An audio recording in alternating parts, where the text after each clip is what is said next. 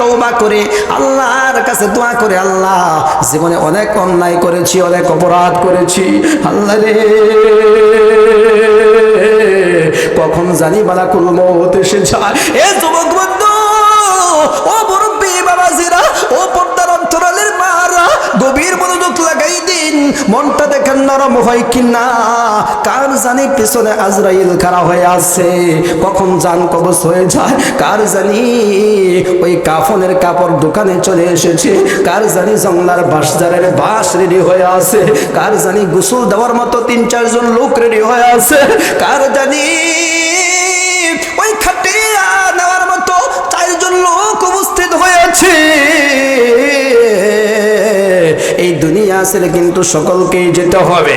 তাহলে 1 নাম্বার গুণ হলো, যখন আল্লাহর নাম লওয়া হয়, কোনো মানুষের সামনে যখন আল্লাহর নাম লওয়া হয়, তখন আল্লাহর ভয় তার অন্তরের ভিতরে ঢুকে যায়। সে আর গুনার কাজ করে না, সে আর কোনো পাপের কাজের ভিতরে যায় না।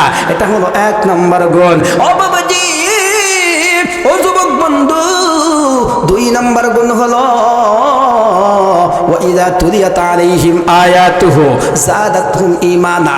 যখন কোনো বান্দা বান্দির সামনে আল্লাহ তাআলার মহাগ্রন্থ কুরআনুল কারীম তেলাওয়াত করা হয়, তখন তাদের অন্তরটা শীতল হয়ে যায়, তখন তাদের অন্তরটা ঈমানে ভরপুর হয়ে যায়, ঈমান তরতাজা হয়ে যায়। যেমন কিছুক্ষণ পূর্বে আপনার মাদ্রাসার ছাত্র ছোট্ট বালক কোরআন তেলাওয়াত করলেন, সূরা ফাতিহা পাঠ করেছে, কতই মজা লাগলো, কতই ভালো লাগলো, কথা বলেন ঠিক কিনা? কোরআনে কারীমের তেলাওয়াত এমন মজা, এমন মজা, কাট্টা কাফেররা পর্যন্ত কোরআন তেলাওয়াত শুনেছে। এ বন্ধুরা রে, আমার আল্লাহ রাব্বুল আলামিন এই দুনিয়ার জমিনে মহামানব সাইয়্যিদুল মুরসালিন খাতামুন নবীন সরকারে দুজাহা জনাবে মুহাম্মদুর রাসূলুল্লাহ সাল্লাল্লাহু আলাইহি ওয়াসাল্লামকে যত মুজিজা দান করেছেন, তার মধ্যে থেকে 1 নম্বর মুজিজা হলো মহাগ্রন্থ আল কোরআন। কথা বলেন ঠিক কিনা? এই কোরআন কারীমের তেলাওয়াত দিয়ে আমার রাসূল, আপনার রাসূল অমুসলমানকে মুসলমান বানাইছেন, অমানুষকে মানুষ বানাইছেন, জাহান্নামী মানুষদেরকে জান্নাতি বানাইছেন। কথা বলেন ঠিক কিনা? দলে দলে মানুষগুলো মুসলমান হয়ে গিয়েছে। আবু জেহেল, আবু লাহাব, উতবা, শাইবা, ওরা সবাই সিদ্ধান্ত করল মুহাম্মদের এই কোরআনের পাঠ যেন কেউ শুনতে না পায়। যারাই কোরআনের পাঠ শুনে, মুহাম্মদের কবিতা যারাই শুনে, সবাই তো মুসলমান হয়ে যায়। সিদ্ধান্ত নিল কেউ আর কোনোদিন মুহাম্মদের কোরআন তেলাওয়াত শুনতে পারবে না। সবাই মিলে সিদ্ধান্ত নিল আর যেতে পারবে না, সবাই বাড়িতে চইলা গেল। আল্লাহর রাসূল তো প্রতিদিন রাত্রিবেলায় কোরআন পাঠ করতেন। এবার সবাই সিদ্ধান্ত কইরা যখন বাড়িতে চইলা গেল, একজনে কয় কেউ তো আর আজকে কোরআন তেলাওয়াত শুনতে যাবে না। আবু জেহেল কয় আমি যাই, দেখি রাসূলের কোরআন তেলাওয়াত শুনে আসি, মনটা তো আর মানে না। এবার আবু লাহাব কয় আসলেই কেউ তো আর আজকে যাবে না, আমি একাই যাইয়া কোরআন তেলাওয়াত শুনে আসি। উতবা কয় কেউ তো আর যাবে না, আমি একা গিয়ে কোরআন তেলাওয়াত শুনে আসি। এইভাবে এক এক করে অনেকগুলো কাটা কাফের গুলো এক এক কোনায় যাইয়া যাইয়া আল্লাহর রাসূলের কোরআন তেলাওয়াত শুনতেছিল। যখন কোরআন তেলাওয়াত শেষ হয়ে গেল, তখন সকলেই যখন বের হতে লাগলো, এক একজনের সাথে এক একজনের সাক্ষাৎ হয়ে গেল। কিরে তুই না কইলে আর আসবি না? কই তুমি আসছো কেন? আমি ভাবছিলাম আমি একাই, আর কেউ আসবে না। এই তুমি আসছো কেন? কই আমিও তো ভেবেছিলাম তোমরা আসবে না, এই জন্য আমি আসছি। আরে উতবা, তুই তো বেশি বাড়াগাড়ি দেখাইলি, এত বেশি হারাম দেখাইলি, তুই কেন আসছো? কয় আমি তো ভাবছি তোমরা কেউ আসবে না, আমি একাই কোরআন তেলাওয়াত শুনে আসবো। এইভাবে সবাই এক এক করে রাসূলের কোরআন শুনেছে। কথা বলেন ঠিক কিনা? এটা হলো কোরআনের মুজিজা। কোরআন হলো এমন তেলাওয়াত যার ভিতরে সামান্য পরিমাণ ঈমান আছে। সেই ব্যক্তি কোরআন তেলাওয়াত শুনলে তার অন্তরটা প্রকম্পিত হয়ে যায়, অন্তর শীতল হয়ে যায়, ঈমান তরুতাজা হয়ে যায়। কথা বলেন ঠিক কিনা? আমি সংক্ষেপ করে সামনে আগাইতেছি।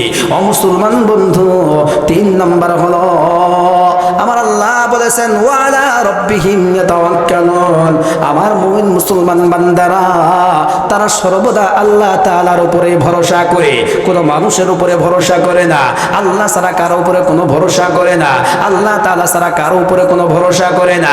আমার নবী, আপনার নবী মুহাম্মদুর রাসূলুল্লাহ সাল্লাল্লাহু আলাইহি ওয়াসাল্লাম দুনিয়ার জমিনে সব কিছুই করে উম্মতদেরকে শিক্ষা দিয়েছেন, সাহাবায়ে কেরামদেরকে শিক্ষা দিয়েছেন। ওই সাহাবায়ে কেরাম নিজের জীবনে বাস্তবায়ন করে আমাদের পর্যন্ত শিক্ষা দিয়েছেন। কথা বলেন ঠিক কিনা? আল্লাহর রাসূল কোন এক যুদ্ধের ময়দানে সাহাবায়ে কেরামদেরকে নিয়ে ওই যুদ্ধের ময়দানে চলে গেলেন। নির্ধারিত সময়ে যুদ্ধ শুরু হওয়ার পূর্বেই সেইখানে তিনি চলে গেলেন। সাহাবায়ে কেরামদেরকে ডেকে ডেকে বললেন, ও আমার সাহাবারা, যুদ্ধ শুরু হওয়ার অনেক দেরি আছে, তোমরা একটু বিশ্রাম নিতে থাকো। এই বলে সাহাবায়ে কেরামদেরকে নির্দেশ প্রদান করে রাসূল একটা গাছের তলায় বিশ্রাম নিতে শুরু করলেন। সাহাবায়ে কেরাম বিস্তৃত মাঠে যে যেখানে পাইছে সেইখানে শুয়ে রইছে। রাসূল তরবারিটা গাছের উপরে ঝুলাইয়া শুয়ে আছেন গাছের নিচে।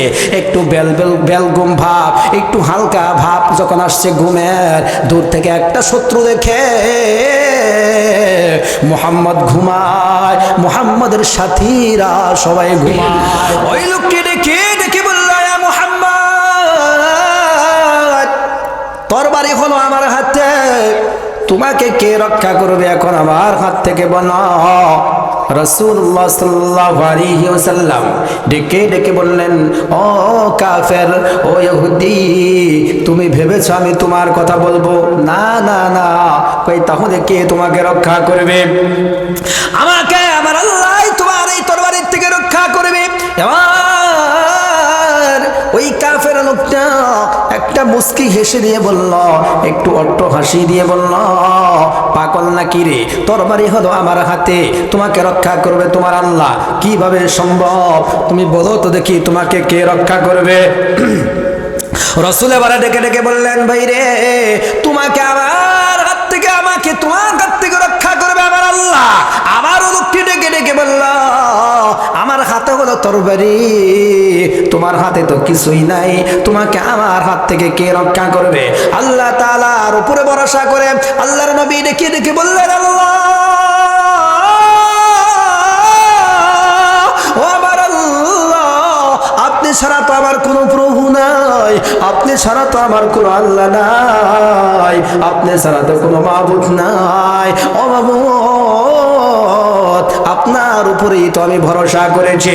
এবার দেখে বললো, ইহুদি রে, তোর এই তরবারির হাত থেকে আমার আল্লাহ আমাকে রক্ষা করবে।